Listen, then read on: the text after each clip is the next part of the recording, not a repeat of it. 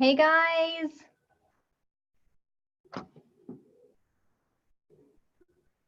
I started us up a little bit early to give everybody a chance to get in.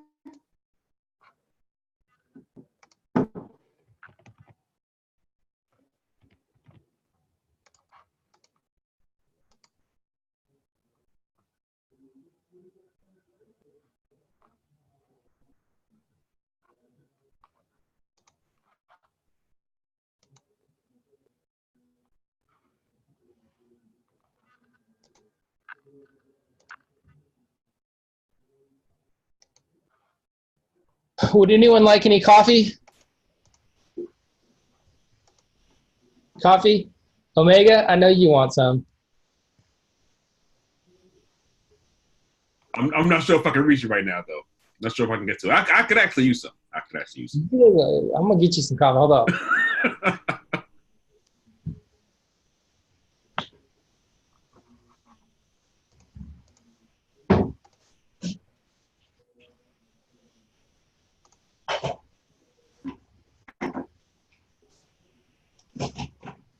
It's not even Delana girl, it's Angela girl. Christina, hey girl. So I'm starting us off. I think Kathy's actually going to be able to join us. She wasn't sure if she was going to be on today, but Kathy looks like she's going to be able to be on with us, and Laura, which is going to be amazing.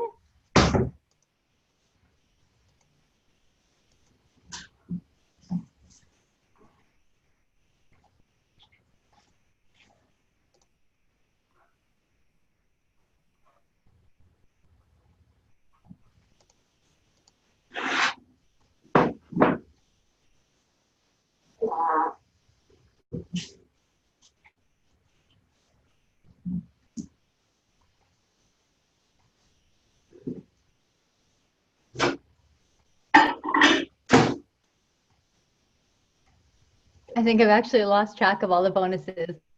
That's not a bad thing. Losing track of all the bonuses is not a bad thing. We just want to give and give and give and help you guys learn and grow as much as possible, get as many resources into your hands as we possibly can.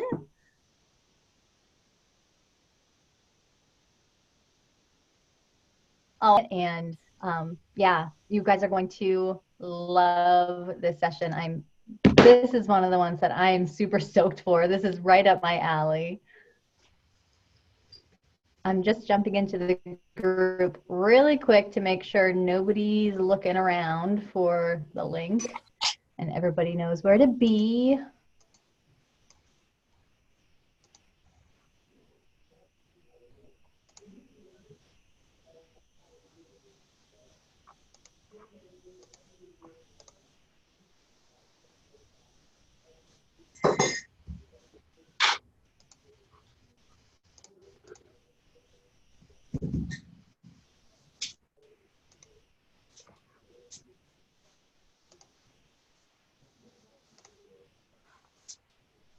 Oh, and Laura was here.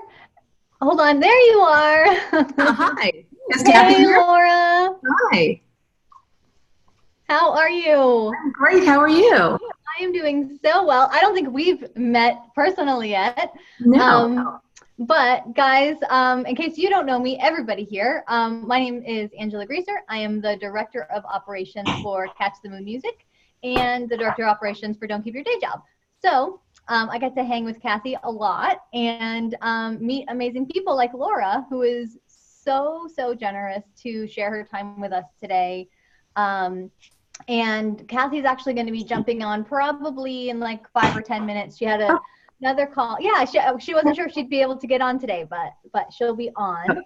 Okay. I thought that was what we were doing. I thought she was interviewing me. I'm cool. Starting you. Great. Okay. I'm starting it, and then I'm sure she'll pick up with lots to say.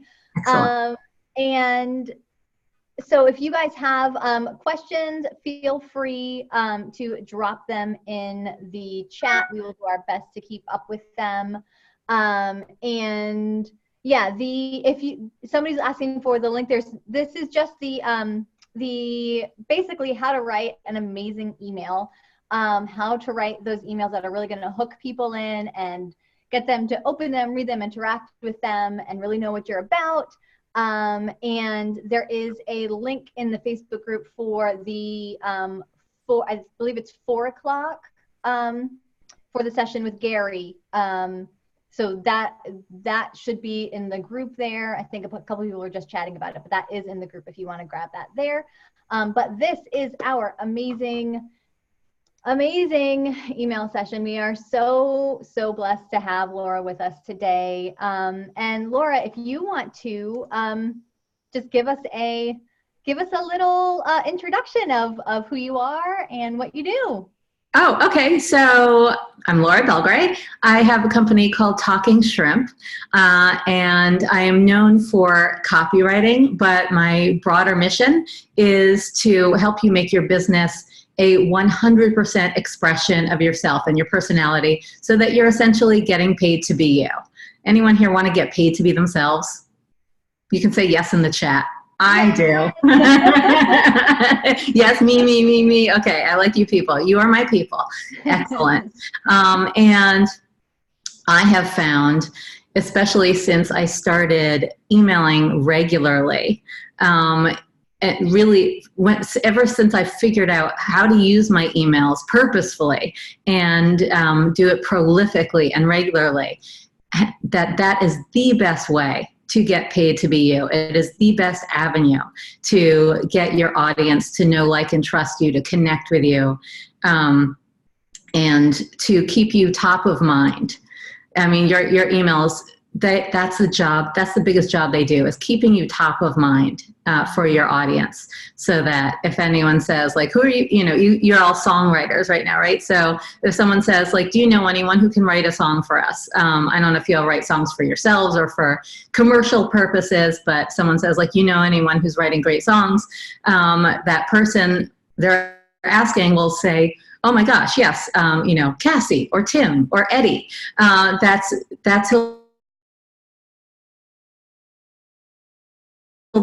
your song lyrics, and all they know is your emails, your great emails. So that's one thing that I love them for. That's the thing I love them most for. And I have become known for my emails because, well, because they're known as the only emails that anybody opens and reads anymore. And that is, the reason they're known for that is because that's what I say about them, basically. That's what I tell everyone. And I reiterate that message in my emails. So what I like to, what I like to propose when I start off this talk is just that you think about the way you get regular mail. If anyone still goes and checks their regular mail, you open your mailbox. I mean, there's almost no reason to go look at it anymore, because you open your mailbox and you take out this wad of stuff and it's just like junk mail. Ooh, something for me. Like on a great day, junk mail, catalog, Nordstrom's catalog, Land of Nod catalog. Oh my gosh, something for me. And I was like, oh no, it's not something for me. It's just written in that font. But that is the same way that we go through our inbox, right? We go through it, scroll through it like junk. Oh, five more lessons to blah blah. Junk. Oh, something for me. And so you want your email to have that exact feeling of something for me, even though the person who subscribed really knows, and except with rare exception, when your subject line is that good, they pretty much know that it is a newsletter, that it's something they've signed up for, and that it's to lots of people. But if you do a good job of making it feel like something for me, you are ahead of the game. Most people don't know how to do that. Yeah. So that's what I love to teach the most. I would say that the key to that is making it feel like what I call an EFAB, which stands for an email from a bestie. Nice. I like that. Thanks, that's mine. Thank you. So to make it feel like an EFAB, you want to pay attention to your subject lines and make them casual and informal. You don't want to make the mistake of, which I see a lot, even from the biggest marketers, of putting them in title case, meaning the first letter of each word is capitalized.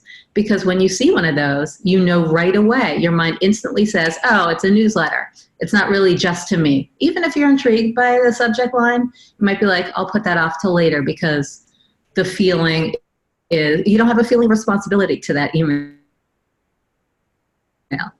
Anyone here have a parent who sends like mass group emails, mass forwards all the time? It's like to, 80 people.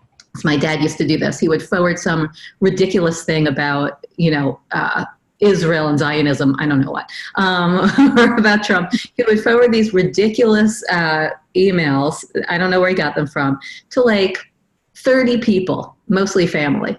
And then he would say, I don't understand, nobody responded to my email. And we sent it to 40 people. Nobody feels any responsibility to reply to that email or to engage with it whatsoever. Also, you're known for sending spam. Dad. So you want. And Kathy's here, by the way. Oh, hi, Kathy. Yay. I've been here the last few minutes and watching you, and you're so cute. And I don't even know if you can see me because there's so many of us here. I can. I see you right now. Oh my goodness, we actually see each other. But what I just wanted to say, and Angela, thank you for starting. I actually got here at 12:02. I was finishing up a podcast, but I wanted to be here today, A, because selfishly I want to be around Laura whenever I can. But B, I wanted to just tell you guys something. The reason why I wanted so much to have this incredible time with her is because everybody has, and we've talked about it, everybody has some talent and a good idea, but we're totally missing momentum in our life. And the reason we're missing momentum is because this is the hardest thing, is putting it out in the world. And we had a whole session about it, you guys, if you remember. We talked about it a little bit on Sunday, but we talked about it 2 weeks ago as well. And yesterday, actually the day before yesterday, I interviewed Brian Grazer, who is the producing partner with Ron Howard. And they've done everything from Apollo 13 and A Beautiful Mind to, I mean, like every movie over the last 30 years. I'm just like we say on Passover, Dayenu, like it's Dayenu. It would have been enough if you did this. I'm like, how many movies can you have made? The reason I'm bringing it up is because just to lead into this, and I wanted Laura to hear this because she's such a guru at this. His entire career was built on reaching out to people. He made it a commitment. Listen to this, you guys, really hear me. Okay. This is an Oscar winner. He's made more movies than anyone in Hollywood history. Okay. And I want you to hear this. He was an F student and he didn't go to film school. He built his entire career because he made a decision that every single day he would reach out to someone that he didn't know, who he admired, who he respected, not to ask for a job, not to put his hand in their pocket, but because he wanted to spend 5 minutes with this person, okay? He wanted to connect to this person. So one of the first people he did this with was Warren Beatty. When Brian was like 23, 24 years old, he was like a nothing. And what he said is, when we show up and we listen and we make someone feel seen, which is what she was just saying, Laura was just like email from a bestie, people, it doesn't matter if you're Bill Gates or Warren Buffett. Everybody wants that in their day. Every single person is craving that. Not that you need something, but that you show up. Okay. And so that really, like, we can talk about music till we're blue in the face. We can talk about being an entrepreneur. We can talk about building a podcast. It's really radical empathy and knowing that you actually have something to offer just by showing up and being a human. And his entire career came from the momentum of meeting human after human and showing up. And he said, you know what, Kathy, every time I meet with someone, whether it was Warren Beatty, Clint Eastwood, he met Jonas Salk, who created the polio vaccine. He met every person. He goes, not only would I get a creative idea, he was like, that's where Apollo 13 came from. I met with an astronaut. He's like, not only would I get ideas, but every person I would say, can I have 5 minutes with you? We would talk for no less than an hour because people want to be heard so badly. And then I wasn't in it for a job. I didn't have an immediate, like, do this for me. I just wanted to connect with them. Laura has built her entire career knowing how to be a person. And so good at making you feel like I actually care. In fact, you've said to me, and she's very, very successful, you've said to me, my favorite thing is writing my emails. Like, I personally like it. Guess what? You can tell. Because when I get your email, I'm like, she's smiling right now. She enjoyed this. And then not only does she continue to nurture people, see, a lot of people will start to do business development. They'll build some sort of an email list, or they'll have their sort of people, like in the music world, you'll start to build, like, these are the people at Lionsgate and Paramount. These are the people I want to stay connected with. But then you don't do anything with it. You're not nurturing them. So Laura's whole life has been knowing how to first make a real human connection, and then care enough to like keep showing up in a real way. Don't just do it once, because I'm telling you, there are people who want it so much worse that they're actually going to care, and they're going to be consistent. So when you started just now, you were talking about this brilliant, I mean, I love the EFAB thing.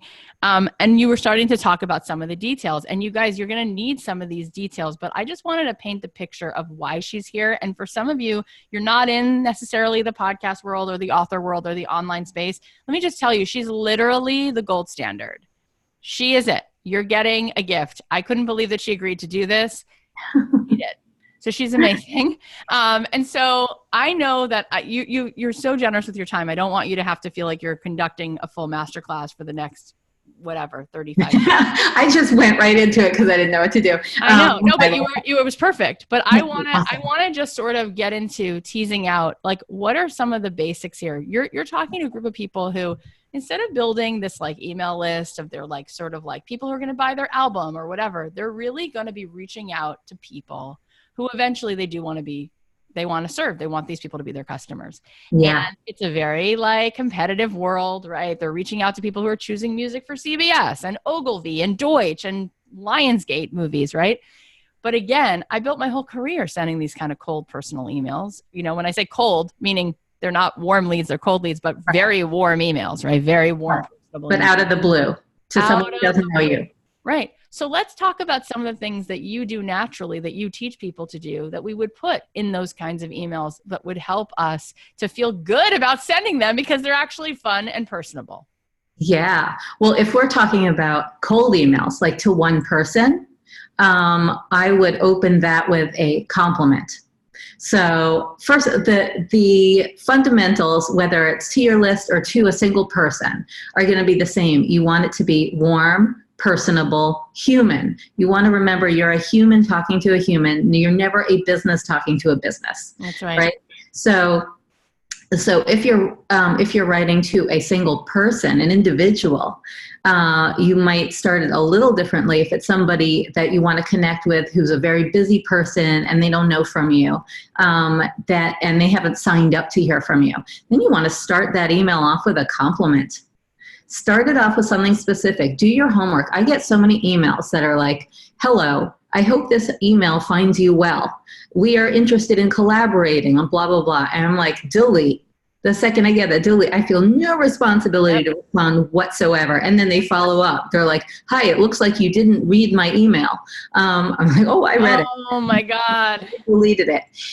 So if you start out, like starting off with the compliment is great. Starting off with a specific compliment is even better. So if I were going to reach out to Kathy, I would probably say, I love your podcast. I'm a huge fan. But even better than that would be, I love your podcast, especially the episode with Brian Grazer. I can't believe amazing that you got him on your podcast. And I've never heard him say the things that he said to you, to anyone else before. You really got him to open up. So start off with a specific compliment. Do your homework. And then, that first one, I would get into just why I wanted to connect and not what you want from the person, but I just wanted to let you know the impact you've had on my life or something like that. Just make it all about them and that's it. Yeah. And you can talk about who you are for a second. You can drop in something again, in fact, when I first connected with you, it was purely to tell you that I loved your podcast. It was on Instagram, but I think I might have dropped, maybe I didn't. I think you looked me up, but if I were aiming to get somewhere, I would probably drop that I've worked with Marie Forleo, that I know my stuff. Like I've been around the block. I even worked with Marie Forleo. I've seen her interview lots of guests and, so I know what I'm talking about when I say I can spot a great interview. You're a great interviewer. Yeah. We, in my book, we talk about Tim Ferriss's sort of email, his cold email template. And what he says is like, start off exactly what you just said. Like, say something specific that's a compliment to this person. Yeah. He also says, let them know, like, this is going to take no less than like no more than 60 seconds. I know you're really busy. And then I have found that asking a specific question is cool because it gets a response rather than like, would love to hear from you. Maybe we can connect. It's like, what does that mean? What am I supposed to do with that? Like, obviously I'm not just here to be generous and give people hours of my time. So I'm probably going to just say nothing. Right. But have you ever found a cool way to hear back? Like, do you ask a question? Is there a specific call to action? Because you are such like a genius at this. Like, what do you find that gets that volley going back and forth? That's interesting. I actually haven't given that a whole lot of thought because I don't do a lot of reach out. I do pay attention to what makes me write back to people. And it's usually when they tell me something specific. I can't think off the top of a specific question that they've asked. Usually, like, you speak to my ego, my hungry ego, and I will write back to you. But yeah, I think a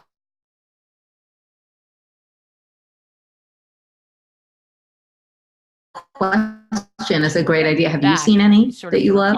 And I have heard, like, I remember with Amy Porterfield, she said, when I was just starting out in business and I wanted to create like a really gangbuster, like solid group of clients, she said I would ask people like in the subject line and then in the email, sort of like a specific thing, like, tell me what you did for Thanksgiving, or like ask something specific. And then when people would respond, she said, let's say 27 people wrote back, I would write them back. Right.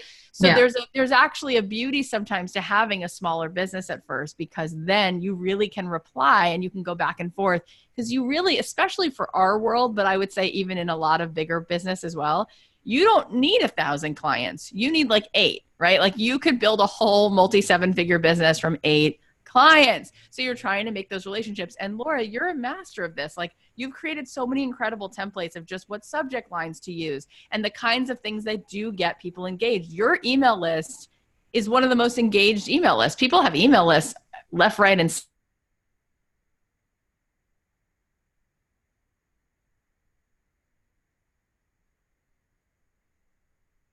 center to get your email. So so what are some of the things that you do that you feel works and can makes those people stay asking connected? Questions for sure. So I thought we were talking about that cold email, like writing to one person and asking them a question to get them to write back to you. But, we were, but in terms of writing to your audience, to your list, a newsletter, I ask questions all the time, and especially in my welcome sequence. And if anyone listening is not familiar with a welcome sequence, you've probably gotten one. And these are emails that you set up. It can be 1 email, it can be 3 emails, it can be 5 emails that go out in a sequence. It can be every day, or they might be a couple of days apart, to your new subscriber, so that each new subscriber gets the welcome treatment that first one would. You know, it's like if you were having a party, you know, when you have a party and that one person gets there right on the dot, and part of you is like, oh boy, of course they're on time. I wasn't ready yet, but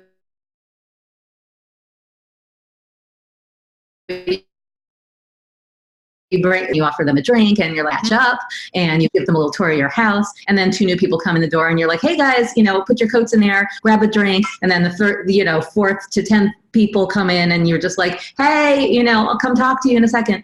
And so if you want everyone to have that first person experience, you want to set up a welcome sequence. And the reason I got into that just now, that topic, is because in my welcome sequence, I always ask questions. I ask questions in a lot of emails, but especially in this welcome sequence, to get people engaging with me, because once they've had a dialogue with you, they feel way more connected. So I'll ask very easy to answer questions like you just mentioned. What did you do for Thanksgiving? Or in these sort of evergreen ones, it'll be like the most popular question to answer is, if you had to eat 1 meal for the rest of your life, what would it be? So cute. I love that. That's so cute. So you guys, just to give you some more background and like where she's coming from. So Laura is used to helping people who have multi-6-figure, multi-7-figure businesses. Like, how do you grow your business with the power of your email list. The thing that she is known for when I had her on my show is really helping people understand that personal and casual conversation is what works. And this is where we have a meeting of the minds, because when you are going to be emailing people who are potentially your clients, you might not be having 1,000 people, 15,000, 20,000, 200,000 people on an email list, but it is exactly the same in terms of how to be personable and how to make sure that you follow up. What most people do is they send an email to somebody and it's not personable. Like she said before, it's very businessy. It's boring. You forget that you're writing to a person, and then they don't follow up. And if they do, they say something like, did you read my email that was boring? Because I wrote to you. And that doesn't work, right?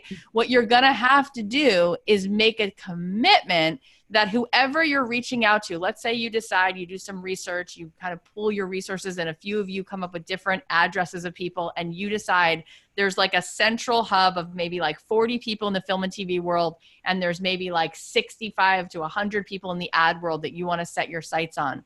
That has to be the person that you follow up with. And I would say once a month is probably good. And I wouldn't write this person a long-winded email where I was telling them everything that was great about myself. I would be in and out, and I would be casual. And Laura, this is what I want to ask you about, because I think a lot of people, they get really confused when we say this, because it seems like as soon as you're writing an email in your business, you need to be businessy, you need to be impressive, you need to like start to list paragraphs about everything you've done since the second grade. What is it about being casual? What is it about writing to a friend that makes it work more than trying to like prove yourself and be businessy? Well, because we all want that feeling. We get enough businessy stuff thrown at us, and we're not interested. We're interested in relating to someone. So we're interested in that EFAB quality, like, oh, this is something for me, and it's someone telling me something interesting to me that I can relate to. So I do have one email in my welcome sequence that is, the subject line is, let's not fake it, Kathy. Whatever the first name is.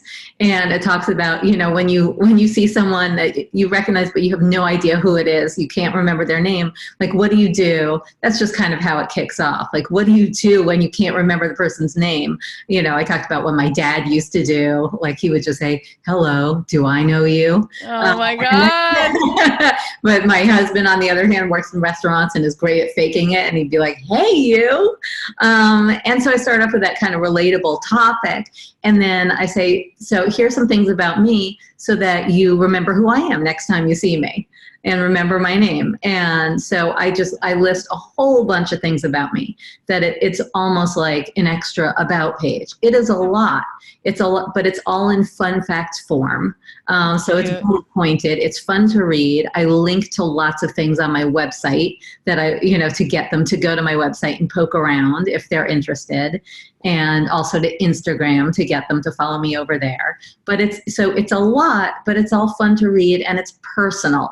Yep. Part of it's about my work life. Part of it's about what I like to eat. And I love that. I've actually seen that work really well, where people once in a blue moon will send me an email, and instead of talking about work and music or whatever they're pitching me, they'll be like, here's 3 things about me. This is my favorite YouTube video I've ever seen, with a link to it. I went to this summer camp, and I still, live in Pennsylvania because of these trees, and there'll be a picture of it. Right. And I have 3 Scottish Terriers, and, I named 2 of them, Brandon, because I just couldn't, I can't put a better name. And you just love the person, right? Like you think that you're going to be impressive by telling people, hi, Kathy, my music is so good. It's been on this, this, and this. It's not impressive. It's boring. I've heard it so many times. I don't care. It doesn't even stand out in my brain. No light bulbs go off because it's not unique. But if you start to tell me things where we're now connecting as people, just as 2 people outside of this other thing called work, I could go, I went to that camp, or that is a funny video. Have you seen this one? And now we're making friends. And everything is proximity. Everything is who you know. But the deal is, you guys, you don't have to have already known those people. In fact, funny little true story about me, my cousin, Bobby, you guys can Google it, Bobby Cohen, but don't reach out to him, because please don't reach out to him. He works at Imagine Entertainment. I didn't ask him to introduce me to Brian Grazer. Did not. In fact, I didn't even bring it up to Brian when we were on the call, and my cousin has a pretty big job there. Didn't even mention it.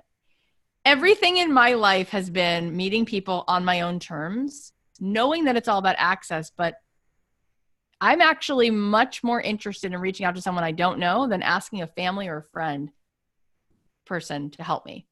So when it's about who you know, guess what? You don't have to know them yet, and they can still be the people that move your business, move mountains, because everybody is ready to make a friend.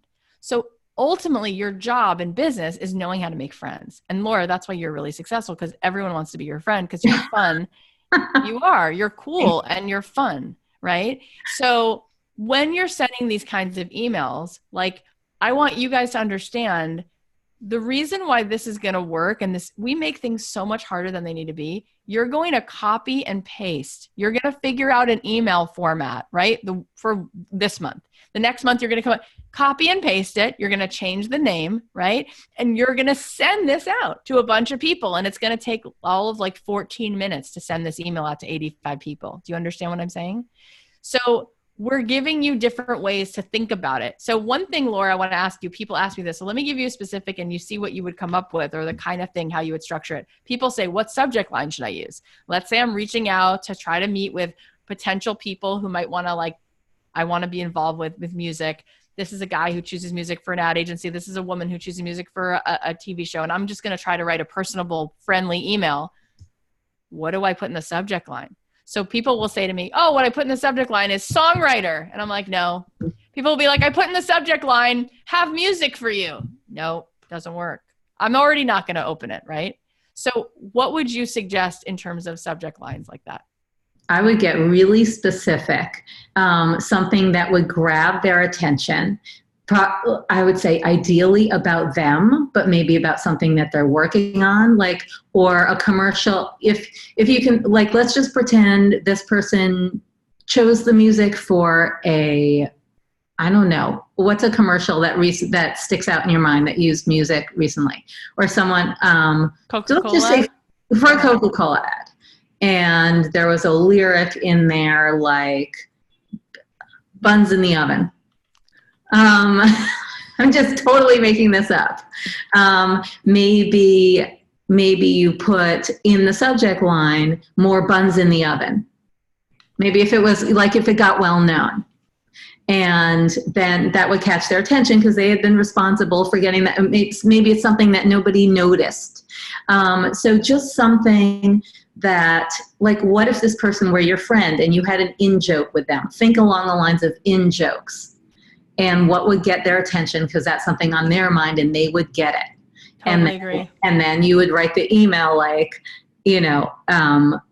no, it's not more buns. I don't have buns in the oven for you. I might have something even better. Yep. But first, let me tell you why I love what you do, or something like that. Yep. I'll give you two examples. So I could just remember, just because it's October and I'm starting to see the pumpkins popping up.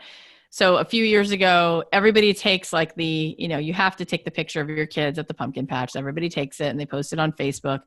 So we had a picture of my three girls, and it's always so hard to get them all smiling at the same time. And finally, we get them all to look at the camera, and I'm like, great. And when I go back later to look at the photo, the one photo where they were all looking, my 2-year-old was picking her nose. She had her finger in her nose, picking her nose like this, right? So I thought, oh my gosh, this is a funny picture. So I remember I was emailing music people, and it was around Halloween time. And so I send everything I'm saying in the email, and then I say, P.S., here's our obligatory pumpkin patch photo, right? And it's my daughter picking her nose. Well, the subject line I wrote was pumpkin pick, P-I-C-K. Right? I was just thinking pick or treat. But go ahead. Oh, that's so good.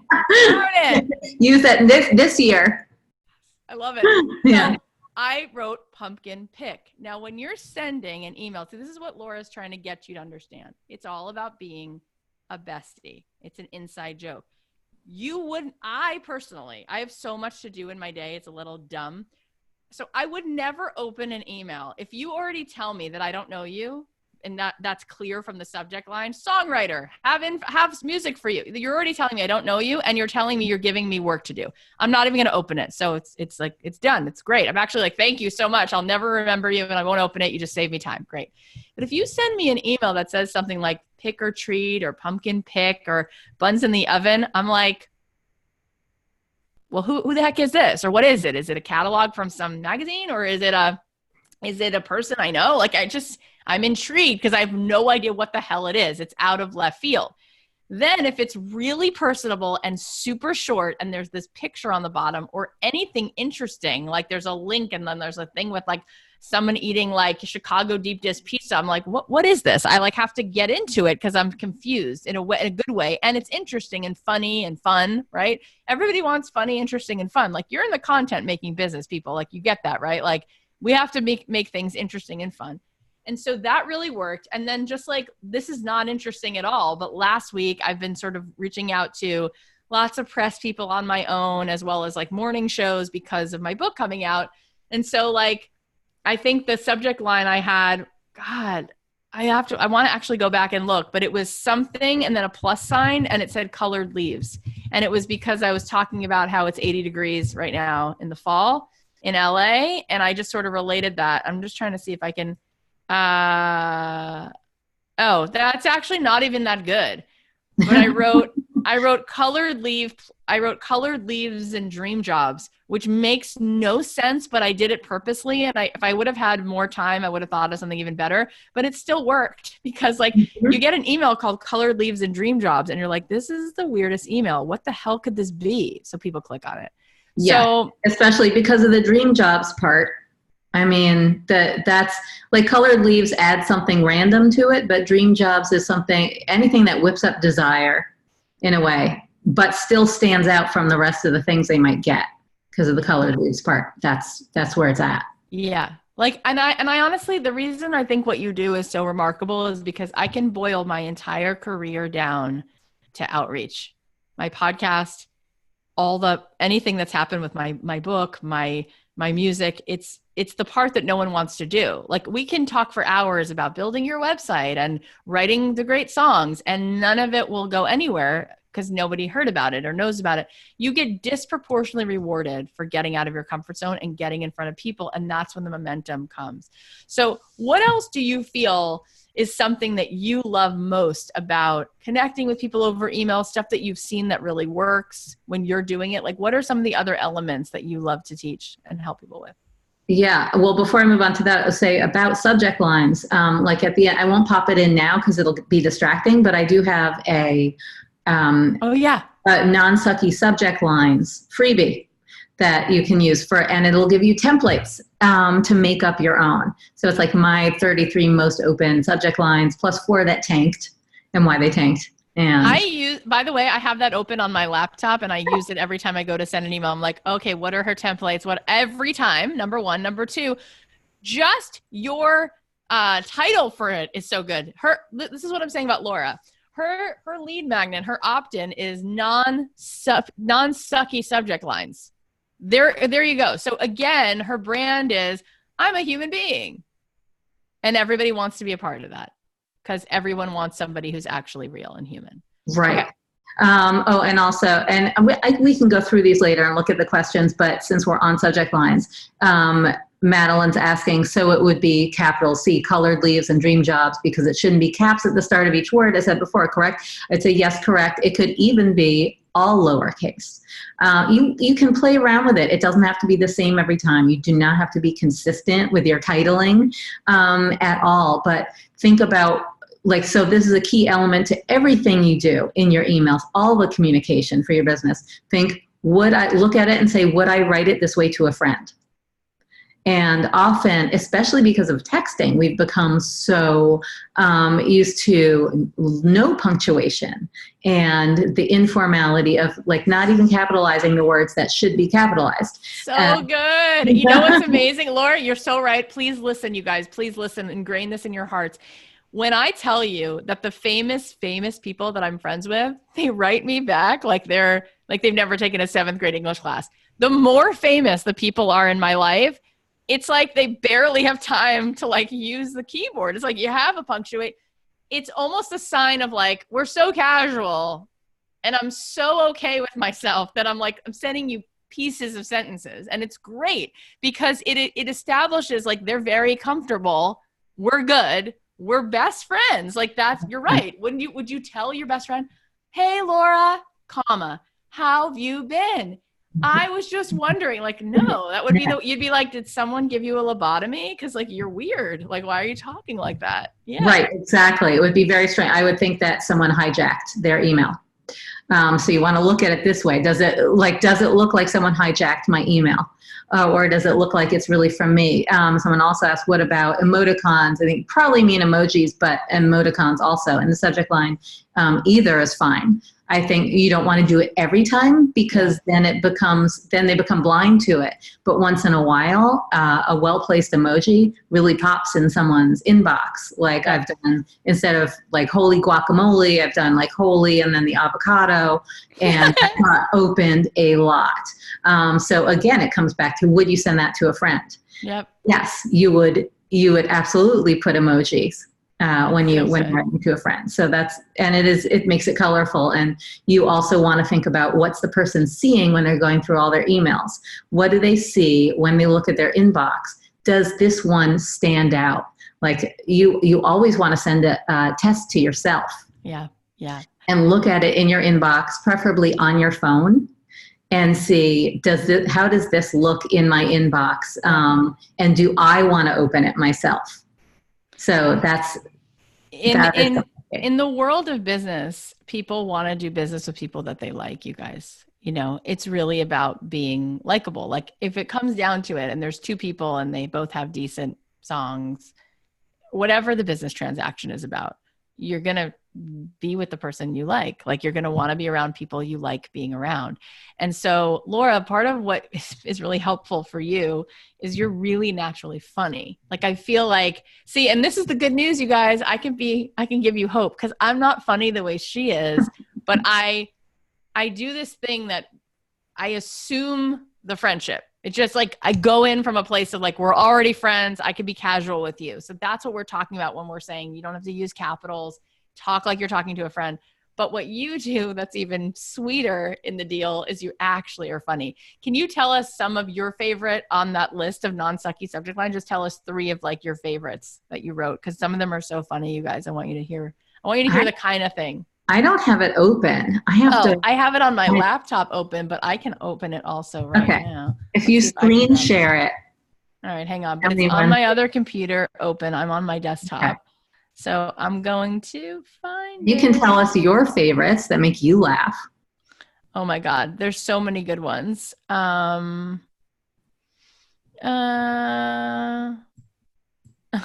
just reading this right now. Okay. So, all right. I just opened it up again. Okay. So here, I'll actually share it with you guys, but I want you guys to download it. So you'll have to download it in that way. Yeah. Okay. But we'll just look at it really quickly. And the download has the has the templates for you too. Okay. So, all right. The more effective your subject line, the more people who open your email. All right. Mm-hmm. So that's a fact. Once someone disagreed in a Facebook group of copywriters. All right. So let's go through these. And by the way, I look at this every time I send an email. So here she's giving you lots of data on like why this works and explaining it. And then let's look at the subject lines. Okay. I really include a lot in there. Amazing. You really do. You guys have to download this. Okay. Most open subject lines, top 33. I love this one. The thing that might have almost happened to me. Might have almost. I love it. Right. So clunky is fun. Like the writing the way we talk, even when it's awkward and clunky is kind of fun. How to be famous is just so broad and like what? So this one is the kind of thing I would do. Disappointing friends, stolen bait, because this is where I naturally came into my own outreach method. Was like, I would think just be confusing and specific that they don't know what you're talking about. So I would do stuff like that. Okay, but while we're on that one, Yeah. So that's not just a random list of things. It's not just like, popcorn, bicycles, and newspapers, which is random and maybe interesting. But notice that each one of the things on that list has something loaded about it. Disappointing friends. There's a story there. Stolen bathing suits. There's a story there. Incompetence. Like, you want to know what happened. So that's another way to get people's attention. Think about what's loaded, what has weight to it, or some story behind it. Yep. I love it. I also love the ones where you use their name. Love that. That's a fun little ninja trick that you don't want to do every time, but it's really effective when you do it. Like, I have one, I don't know if it's on this list, but it's like, I'm in love with Kathy, in quotation marks. And you'd open that. You'd be like, I would. Who said that? Yeah. My friend who also songwriter, when we were comparing notes 10 years ago, we were both starting out, her subject line was always sexy Italian. And it's because she's from Italy. And so she would write this email, and I was like, not fair. That's the best subject line. Like, who doesn't want to open something that says sexy Italian? And then there she is. Like, I'm your sexy Italian. I love it. Seth Godin subbed for my dance teacher. No way. It's so good.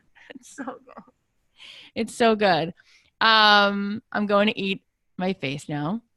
I found my calling. All right. Let's look at the stuff that didn't work, because some of these are all so good. Where are they? It might be at the top. I think you might have scrolled past Wyatt. You think they're at the top? Maybe. I feel like I saw you scroll past it. Okay. This stuff is also really good though. At the bottom, she gives you don't show all of it. They got to opt in for it. I know. You can't look at this stuff. Where's the ones that didn't work? Let's see. There's so much good stuff in here. I'm gonna stop sharing it because I don't exactly know where it is, and I want you guys to go grab it. I think it's okay. Yeah, they'll see which ones didn't work. You're gonna see it. A mystery. You're gonna see it, but you guys, when she puts together something, you can see she basically wrote an entire book for you for free. So you should go grab it because it's free. People are like, I already subscribed to your website, Laura. Everyone's I love it. Oh, wow. People are already up in there. I love you people. I love it. Someone said this, Beverly, this is so opposite what I've been ingrained with in uptight corporate fast-paced Dallas. Yes, it is totally counterintuitive to anyone who has been who's a trained writer, who got all A's in English, who's in the corporate world, especially if you worked in the legal world, and you've had red pen all over everything that you write, saying too informal. You gotta you're not allowed to make mistakes. You're not allowed to use contractions, and that's another thing that I do a lot is I use contractions, meaning those combo words like wouldn't, didn't, I don't, we won't, I'll, we'll, instead of we will, I will. So you'll see a lot people saying in this email, I will discuss the merits of blah, blah. And it's like, oh my God, who took over my friend and made them a robot? Yeah, exactly. You don't want to feel that way. You want to write like you talk. So you want to think of this not as copywriting, but as copy talking. Yes, exactly. Especially when you're writing an email, you want to write it like you talk. And Seth Godin recently said that people have writer's block all the time, but no one has talker's block because you know how to talk. And that's the thing when it comes to business at the end of the day, like I said, it's all about making friends because that's what business is. It's about having somebody who you can serve, who you know well. In order to serve them, you have to know them, right? So you need to make a relationship. That's really the job before you have anything that they actually want. You have to make the relationship with them so that you can actually make them the dinner that they want, make them the song that they want, give them the thing that they need. So it comes down to talk the way you would talk to anyone who you've made friends with since you were in kindergarten on the playground. You know how to do this, but we just forget. And all of a sudden we have to be super impressive and talk their ear off and get right to the sale and ask them for the thing we need. And that doesn't work. Laura, in your business, on your list, those are your potential clients or some of them are your clients. How often are you asking them for the sale and how often are you just showing up and nurturing them and giving them good energy? Well, I actually have a formula for it now, in general, because I was advised to do this. Our mutual coach, Ron, said to me, because I wanted to sell more of my mini products that are there all the time for sale. And he said, well, I suggest that you go from writing once a week, which I was, to writing three times a week. And so it'd be Monday, Wednesday are what we'd call pure value emails. They are just telling a story, giving a new thought, maybe teaching something. I don't teach that much that often. Sometimes I do, but it's usually something that will shift your point of view or just distract you, make you laugh, or make you think differently. So those are pure value emails. And then Friday is a pure sell. That was his suggestion. I am never comfortable with a pure sell because I want to give something for everyone, even if they're not interested in the product. And I know that's counter to all the sales wisdom out there, which says like, go for it. You are doing them a disservice if you don't sell. But I like to be entertaining when I'm selling. And I like to, if you've ever fed your dog a pill, a heartworm pill, we used to put my dog's heartworm pills into like a piece of chopped liver, a hunk of chopped liver. So you want to put the cell, I like to put the cell into some chopped liver or something maybe more palatable. Not everyone likes chopped liver, but something that I like. We were just talking about the Break the Fast last night. People were like, do you like chopped liver? I'm like, no, half the table was in, half the table was out. Yeah, very polarizing. Same with gefilte fish. The thing is, you guys, that you might be thinking, what would I have to give and how much value do I have to offer? And it seems like, oh, well, it's easy for Laura. She knows what her subject is. She has her list. This is the same way in any business. A friend of mine, his name is Jordan Harbinger. When he was on my podcast, he talked about ABG, always be generous. He said, what people often do is, let's say you're in the donut business and you are calling 3 coffee shops to ask them if they'd like to sell your donuts along with their coffee because they have an audience that they might be a good customer, right? They might have the pipeline for you. Let's say they say no, or like, yeah, we don't need donuts or whatever. He said, you never just walk away and go, okay, bye. You're like, well, what do you need? Oh, well, we have tons of donuts. Like we don't need that. We sell pastries in the case and da-da-da. Was there anything that you do need? Yeah, we actually need like gluten-free stuff. Like we have a few customers who want that. And that's when you go, wait, hang on. I'm going to circle back to you. I have a friend who does gluten-free cake pops and I'm going to put her in touch with you. Oh, that's really nice. Right? That just keeps building. There's so much there that's a value add now. Now you added value for a person who thought you were about to just walk away and fall on your sword because they rejected you. No, you actually stayed in it and add value. Then you call your friend with the cake pops and she goes, that was really nice. You didn't have to do that. Now she's thinking about you. We have had friends and students in our course over the last few years. They'll be reaching out to a music supervisor. The supervisor will be like, oh, I don't need hip hop. That's what you do. That's really cool. What do you need? Well, right now we need Christmas music. Hang on a second. And they circle back and they come back. They have 4 friends who were in the program. They had this Christmas music. I hope that this helps you. What does that do? It now gives this person goodwill. She's got goodwill from this person who might say, hang on, that was so generous of you. You just did something for somebody else. I'm going to keep you in mind. Or I do know someone else who's looking for hip hop music. And then your friends who you got the job for say, that was so nice of you to put me in. If you are doing that kind of depositing every single day in your business, the amount of karma that comes back, not to mention all the way. I have a friend who's a podcaster who started out and she had a teeny itty bitty listener, like group of listeners. She made it her job to reach out to podcasters every day and just offer to help a group of us. So she'd be like, Kath, you know who you need to do? I spoke at this event. They should have you. Quaker Oats. They do this wellness event every year. I'm like, you didn't have to connect me. She's like, no, I want to connect you. I'm like, I want to do something for you. What can I do for you? And she was like, I was like, let me get you on the show. And she didn't even have her book out yet. And then she's like, oh, and you should connect to so-and-so. She's a friend of mine. She should be a guest on your show. I'm like, great, thanks. If you make your job about, let's say you have 20 people and you just think, how can I show up? How can I add value? I want to give you 2 more examples. I have people in our community. One is a songwriting student and he wanted, I guess, to add value to me. And if he's listening, then you know who you are, and you did. He heard me saying that, I'm not being very good with myself about taking care of myself and being accountable and getting out and doing a walk every day. So he DM'd me on Instagram, can I be your accountability partner? And I'll message you every day to make sure you get on your walk. And it's been really helpful. And I was like, we now have a relationship that's bigger than this. Pretty cool. Then there was another listener of my podcast separately who heard me say on the show that I was dealing with anxiety and I'm really frustrated of having this anxiety. She's like, I really care about you and I love your show. And there's a book I read that changed my life and it's by this guy. And here it is. You should read it. I ordered that book and it really is life-changing. It's amazing. So it stands out. Do you know what I'm saying? Like what Laura is talking about is how do you nurture and how do you just have fun making friends and showing up, and you're doing that 75% of the time and you're asking for what you want 25% of the time. And that's completely revolutionary because most people talk the way they do when they're running a like PowerPoint presentation, which doesn't work. And they go right to the ask and people are like, I don't feel seen, so I'm out of here. And then people give up and they're in it for 20 minutes or 3 days or 4 months. And they're like, this doesn't work. I'm not going to do this business. But what business would you do well at if you were not going to be friendly and if you were not going to be generous?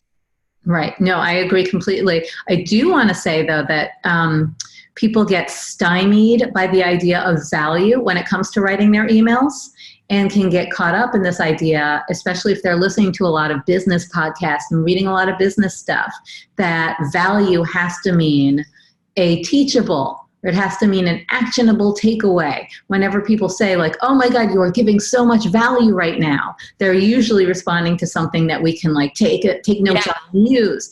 And so you start to think, oh, well, I don't have anything to write to my list today because I don't have anything of value. They're not going to find it valuable because I already taught this or I already taught that. I don't have anything new to teach. Value can come in so many different forms. Value can mean giving someone a reason to stop working for a minute. They want to be distracted, but they want to be distracted by something good. It can mean making them see something a different way, saying something the way they would say it if they thought of it.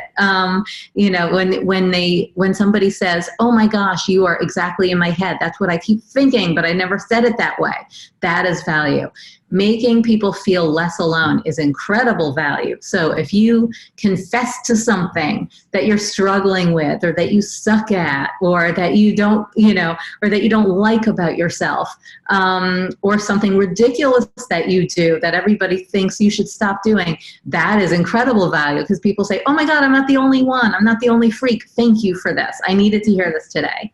So there are so many ways. God, I wish I could take that and just like spread that all over the earth. That is so true. There's so many ways to deliver value. People don't want to feel like they're alone, and you could be vulnerable and share something and make somebody feel like that. Also, she just said, I love what you just said, Laura, when you were like, people want to be distracted with something fun, right? Like you could add value just by doing that. I was just thinking like, how about send an email to someone and say, okay, multiple choice, which 90210 character are you? I'm watching the reboot, Please. Yes, that's what I want. I was like, please email me that today. Yeah. I want to be asked, but like have fun with it. That's what I would always think. I'd be making this phone call to an ad agency cold, or I would be reaching out to somebody who worked at some movie studio. And I would think at the very least, I can just add a little sunshine in their moment because they're probably just bored like everyone else, looking for more fulfillment, looking for something more interesting. And so I've literally made my career making friends. That's it. But there's a depth to it because making friends, it's that you break down what are the pieces of that. And it's about being vulnerable. It's about having the confidence to show up and know that you do have something to offer, which is why I brought up that Brian Grazer thing. Cause I think it's amazing that at 24 years old, this like little kid knew that he had something to offer just by listening to someone else, listening, even though he was like a no one at the time. Oh, it says that my volume dropped. Yeah. Oh, now it's better. When you leaned in, it was better. Yeah, I noticed it was a little quiet. I can hear you, but it did get quieter. That is strange. Yeah, now it's good. Leaning in. I never recorded anything before. I'm sorry, you guys. All right. So we're finishing up here. We've got 5 minutes. Laura's been incredibly generous. I think that what's one assignment you could give them that they should practice? Okay, first of all, one assignment. I'd say start keeping a running tab, a bank of ideas, of stories, of things you overheard, even if you have no idea how you're going to use them in an email. Anything that you might be inclined to like post randomly on Facebook, like just overheard this, or does anybody else buy doubles of sweatpants every time they buy a pair of sweatpants because they like them so much? Just thinking off the top of my head, any random thoughts that you have that occur to you, keep a running tab of them. Keep it in Evernote or your notes app or an actual notebook. You're all songwriters. You probably have real notebooks. So keep running tab of those, because they will come into play. You'll be able to use them and draw on them for the emails that you write, because you don't want to make every email epic. You want to make the emails kind of feel like a dashed off thought of the day, or something for you today, something that happened to me this week, something I just overheard. You might end up, because you're songwriters, you might end up writing, it might be a lyric of the week. Like, this is a lyric I'm playing around with. I thought of it when I was, walking down the street and almost bumped into a pole, and then blamed the pole. So I think that's a great way for you to structure your emails. In fact, is to, to show people, keep reminding people that you're songwriters without having to constantly say, as a songwriter, blah, blah, blah. So you could always write something about a lyric, or about something that you heard, or a playlist that you're really liking. Make it always music inclined, or a commercial that you thought had terrible lyrics. And just keep a running tab of things that occur to you that you could use in your emails. And as far as one thing that you said earlier, because Laura said one of her pieces is to start with a compliment, and she said the more specific you can make it, the better.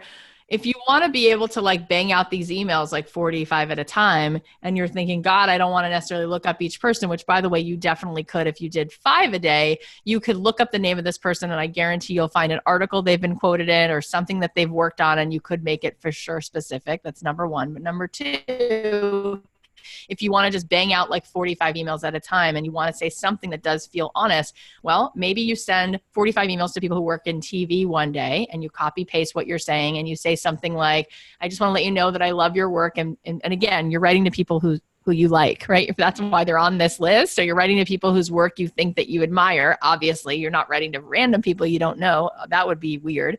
So your list of 45, you could say something like, I love the work you do, and because of you, I've met I've been introduced to indie artists that I had never heard, right? Because all of them are in the business of choosing music, right? So that might be a compliment that would span more than one person. It's not super, super specific, but right. But then you could get really fun and specific in something that you say about yourself, or a fun question that you ask them, and it sort of ties it right back in and right together.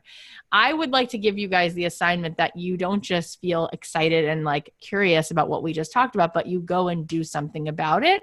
And so I would like for all of you who are on this call to come up with your sample fun email. And I would like you to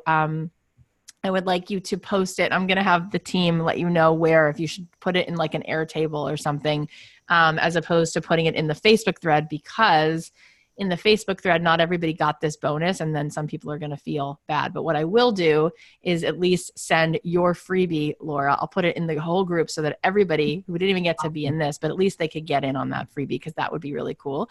And what we will do is, of the people who do this assignment, I would love to post for all the classes to see our favorites. We'll pick a few of you and share them, because I want to give you guys accountability, and I want you to do it.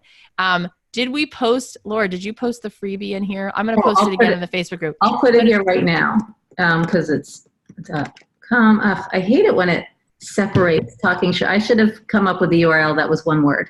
No, that's fine. While you're doing that, I can tell you guys that one of the very best ways to learn how to effectively do this is to be on Laura's email list and sign up for hers, because you will be around the example of it. You will be, every single week, you'll be swimming in seeing how this gets done, and it will give you ideas, and it will make it fun, and it will make it real, because you'll see it being done in action.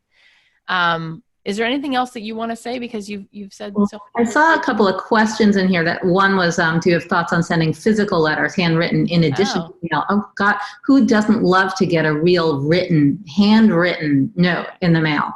I love it. So sending a card or an actual letter is like it stands out like crazy and people remember it, they won't necessarily reply. So you do want to add, email to that. And you can send that first and then email them and say, I'm the one who sent you this letter. You can even take a picture of it when you send it, like before you put it in the mailbox. Yep. Beautiful. I love that. Say it's me. I love that. Yeah. And, yeah, I mean, you can learn tons from it. Like I've got tons more to say on email. There's stuff on my website. I'll put this in here too. I have, you know what? If you go to my homepage, it's actually right there on my homepage. There is I think it's in the middle. It's like learn like more from Laura Belgray. So if you scroll down a little bit, it says like how to write emails that sell, something like that, or how to write emails that have people clicking, drooling, opening, clicking, and drooling. And that is a great guide. It's free. You don't even have to opt in for it. And it's right there on as a blog post, and it's pretty comprehensive. And I have as long as you've opted in, you'll be hearing from me about it. I have a new product, a little mini course coming out called Inbox Hero, which is a collection of email makeovers and reverse makeovers, which is where I look at emails that worked and why they worked. And so you'll see me like breaking down the process and breaking down each email and things I would tweak, and that's going to help you a lot and inspire and give you permission to write different kinds of emails if you haven't seen a model of something that you like yet. I mean, honestly, I can tell you guys that when you're thinking about the pieces of building a successful, thriving business, which this is a business, it's not a hobby, the copy is everything. And somebody asked before, what's copy? Copy is anytime you're using language. It's in your email, it's in your Instagram bio, even those 3 little things that are in the Instagram bio, that's your copy.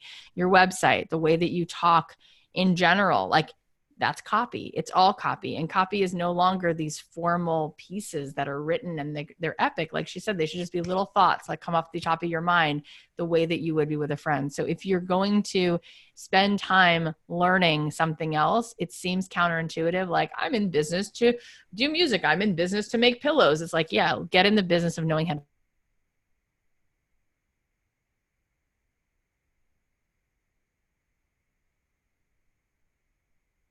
talk in your is because you realize that it's about intimacy. And if you can create intimacy with people, I mean, not only will you have a big business, you'll have a rich life. So that's the thing to do. Laura is a person who can definitely teach you that. I've learned so much from you, and I'm so grateful that you came in and did this. You did not have to do it. It is ridiculously kind. It's very generous.